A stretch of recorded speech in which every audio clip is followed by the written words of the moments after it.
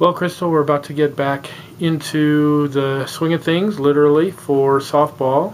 But of course, as is usually the case, there's going to be some complications with the weather. Yeah. Just talk about how you've had to adapt as a coach to the kind of February that we've had and all the snow on the ground and what you're doing with the girls and indoor practice and all of that kind of stuff. Yeah, I feel like a true Northwesterner at this point personally. So coming in, it might have been a shock for me. But honestly, I mean, 2 years ago we had a very similar scenario and had just a fabulous year. And so I don't feel like it throws us. We more wish for a really good winter so that we can get out early, but we know all too well that it's very likely that that won't happen and that you have to make adjustments and things like that. And so it's actually made us a more mentally strong team, and it's shown us that I think that in like sports like softball and baseball, people place so much emphasis on being out on the dirt and being out in your facility and things like that. And we found over the years through our successes even that we can do really well never getting outside, and it actually helps us to focus on details sometimes more than you would when you're out in your outdoor facility. You tend to make it bigger and scrimmage-like, and we actually can break things down at a very small level by having the opportunity to be inside. So even though we would love to be out in the sunshine, in some ways it makes us a better team. Similar kind of question.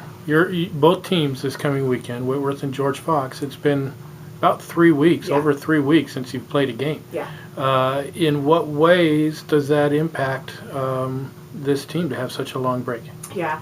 Ideally, you do want to maybe have no more than a couple weeks. But again, we tend to play during Jan term break, so to try to avoid missing classes and things like that, and sometimes that will cause us to have a little bit more of a break.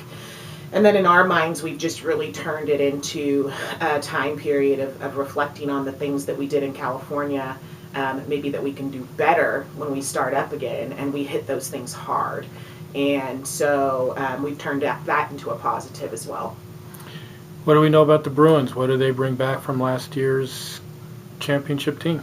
So they have a lot of returners, but their pitching is gone. So we will face an entire new pitching staff. So we don't know exactly what to expect there, but we're kind of taking an approach this year where, of course, we prepare by trying to know as much as we can about the other team, but we're really going to place a lot of emphasis on the things that we can control and focus on the things that we can do as a team. And we know that our pitching looks good after California. And the last 2 days in California, our hitting, our offense really came along, both on the bases, doing small ball running, and then some big clutch hits. And so if we can put all of those things together, then we know that we can do well whoever we face.